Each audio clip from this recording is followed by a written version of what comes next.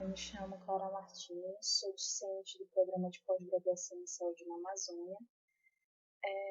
E essa apresentação, ela faz parte do conjunto de trabalhos da disciplina de Epidemiologia, coordenada pela professora doutora Maria Xavier.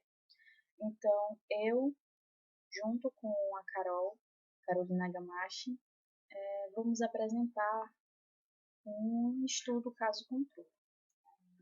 Então, inicialmente, vamos tentar deixar claro o que é um desenho de estudo. O desenho de estudo, ele pode ser definido como a forma em que se inclui e compara os sujeitos da pesquisa com determinadas características. Ou seja, a forma como eu vou definir os critérios para incluir os sujeitos e como eu vou compará-los, como eu vou analisá-los, a forma como eu vou interpretar esses dados e a minha forma de análise. Esse é o desenho do estudo. No geral, eles se dividem em estudos experimentais e estudos observacionais. O que vai diferir é a forma como o investigador vai se posicionar. Nos estudos experimentais, terá a intervenção do investigador. Já nos estudos observacionais, não haverá essa intervenção. Ele só vai avaliar o curso da doença, avaliar o desfecho ou os fatores de exposição. Dentro dos estudos observacionais, nós temos dois tipos de estudo, que é o estudo de coorte e o estudo caso-controle, que é o objeto do nosso estudo de agora. O que diferencia os dois é que no estudo de caso-controle eu vou partir da exposição para o desfecho, ou seja, dos possíveis fatores de risco para o desenvolvimento da doença. Já no estudo caso-controle, não. Eu já tenho o desfecho, já tenho a doença, e a partir disso eu vou verificar os fatores que estão associados a ele. Exemplo, coloquei aqui o consumo de álcool e a incidência de câncer de pâncreas. No estudo de coorte, eu vou dividir em duas amostras, uma amostra que ingere álcool e uma que não ingere, ou seja, é o meu fator de exposição. E a partir daí eu vou verificar quais que desenvolveram câncer de pâncreas, qual foi a amostra que teve maiores porcentagens, maiores relações de câncer de pâncreas. Já no estudo caso-controle, não. Eu já tenho o desfecho, ou seja, já tenho uma amostra com câncer, Eu tenho amostra com câncer e uma amostra sem câncer para compará-los. E a partir daí, eu vou buscar os fatores que estão relacionados a esse desfecho. Então, como eu vou analisar um estudo caso-controle? Eu tenho que verificar se os autores eles definiram explicitamente os critérios para diagnóstico de um caso. Saber se, como eu já tenho no estudo caso-controle, eu já tenho a doença, eu já tenho esse desfecho, eu tenho que deixar bem claro, para deixar bem claro na minha metodologia, quais foram os critérios que eu usei para diagnosticar essa doença. Se ela tem formas mais leves, mais graves, qual foi a forma que eu usei, quais foram as formas que foram elegíveis para o estudo. Segundo ponto, verificar se os controles eles vieram da mesma base populacional que os casos. Então, para que não haja diferença entre esses grupos.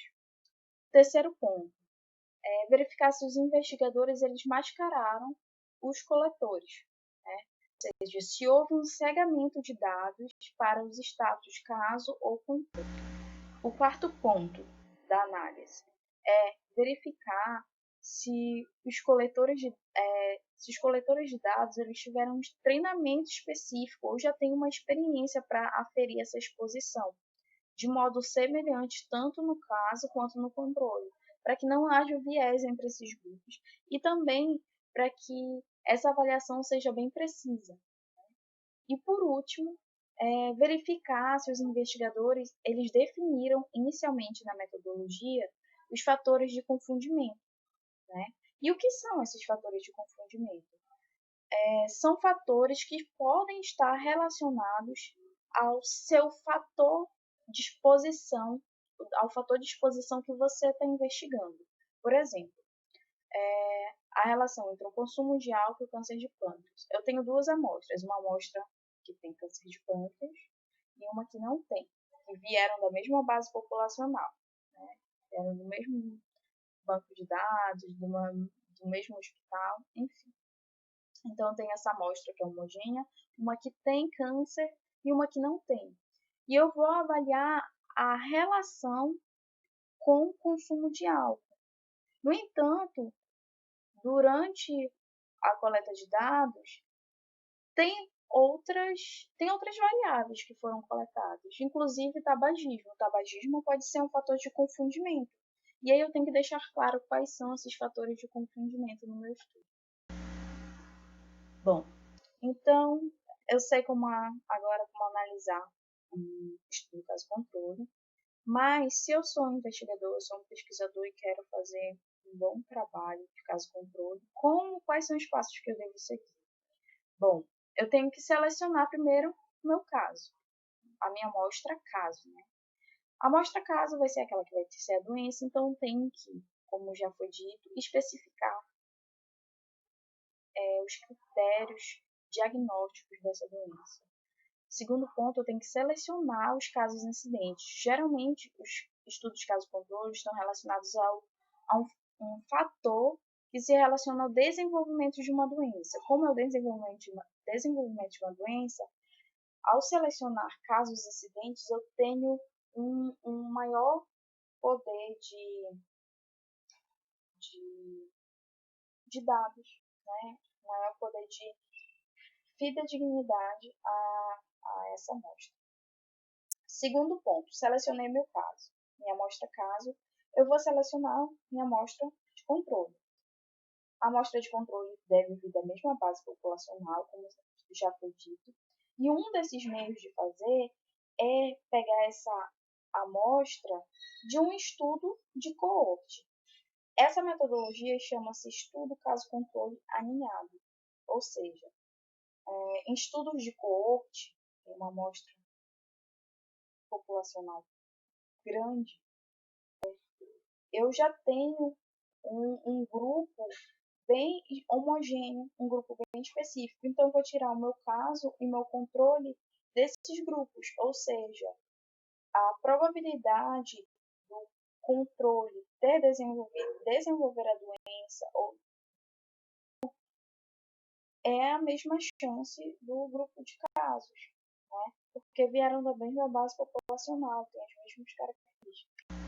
Terceiro ponto, eu já selecionei a minha amostra caso, já selecionei a minha amostra controle, agora eu vou ter que deixar essas amostras o mais homogêneo possível, porque eu vou compará-las. Para comparar, eu tenho que ter algo que se aproxime, né? Então, eu vou realizar o pareamento, que é deixar essas variáveis os mais próximas possíveis. E também, através de técnicas analíticas, eu vou reduzir o confundimento,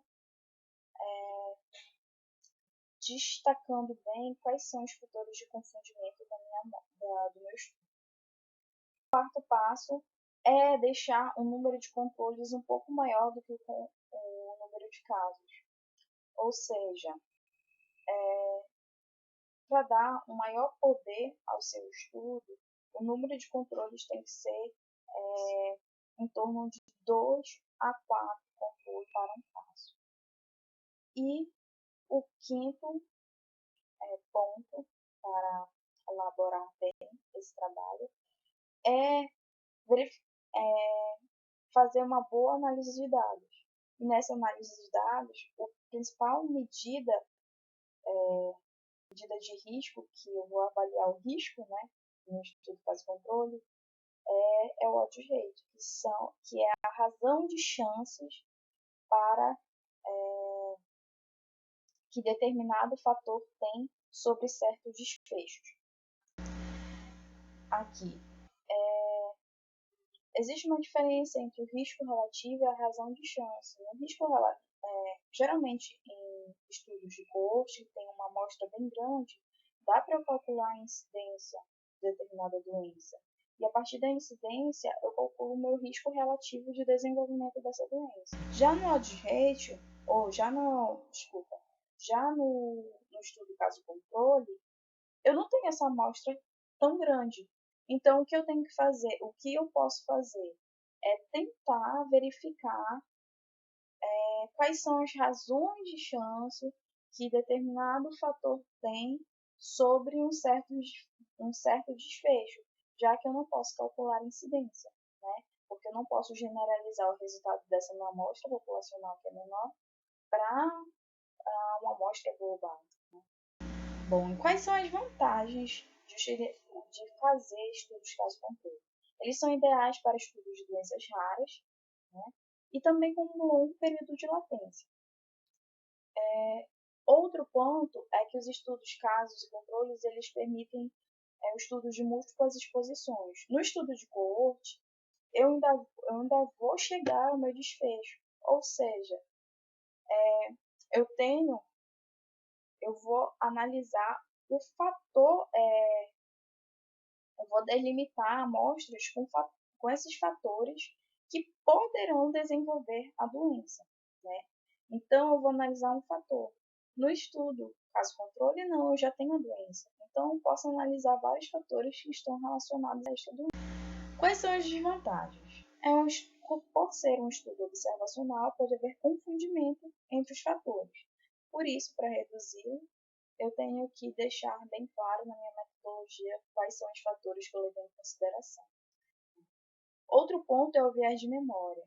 Como nos estudos caso-controle, eu vou atrás dos fatores de risco relacionados a uma doença que eu já tenho, durante entrevista com pacientes, no caso, se for do grupo de caso, aquele paciente que tem certa doença, ele pode, ao relatar,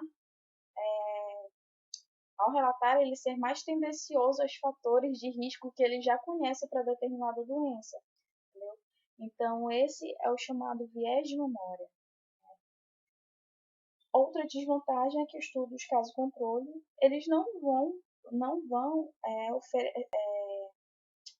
fornecer informações acerca da incidência, do risco relativo. Eles fornecerão apenas dados da razão de chance da doença. Bom, aqui nós vamos expor um estudo, caso controle, que foi realizado. Esse estudo foi publicado na revista Presão em 2016, por Tong e colaboradores. E esse estudo teve como objetivo avaliar a taxa de soroconversão de cônjuges HIV negativos e os fatores de riscos associados à transmissão sexual do HIV entre casais sorodiferentes na China rural. O tipo de estudo foi o caso controle RNA.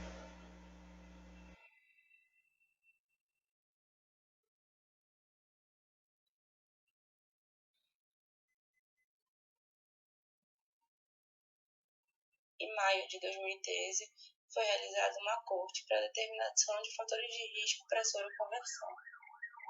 Foi denominado casal controle, onde o cônjuge soro diferente permaneceu negativo durante todo o período de observação. E casal caso, o cônjuge soro negativo de um casal soro diferente que soroconverteu após 3 meses do início do estudo.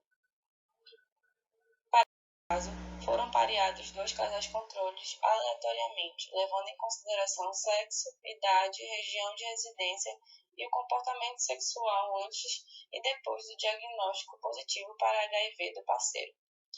Foi utilizado modelos multi- e univariados de regressão para avaliar o fator de risco associado à soroconversão entre casais soros diferentes. O resultado que de 4.481 casais soros diferentes de HIV, houve 53 soroconversões dentro de 5.218 pessoas por ano de acompanhamento, tendo como taxa de incidência 1,2 por 100 pessoas ano.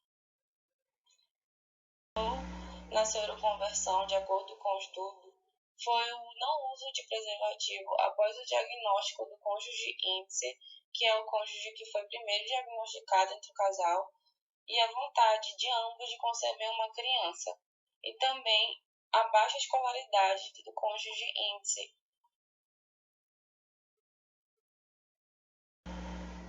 Os importância, pois ele avaliou os fatores de risco e a incidência de transmissão do HIV entre casais. E ele associou que muitas vezes a soroconversão ela foi associada com a importância de um diagnóstico precoce, fazendo com que esse diagnóstico precoce levasse a um comportamento sexual de risco diminuído e o aumento da taxa do uso do preservativo entre os parceiros. Ele também mostrou que a terapia antirretroviral tem uma grande significância na redução da transmissão entre casais soros diferentes, porque essa terapia ela baixa a carga viral. A limitação do estudo foi que, por ser um estudo caso-controle alinhado retrospectivo, os registros existentes, como contagem de células ou testes de HIV já feitos, eles poderiam estar incompletos ou mesmo ausentes.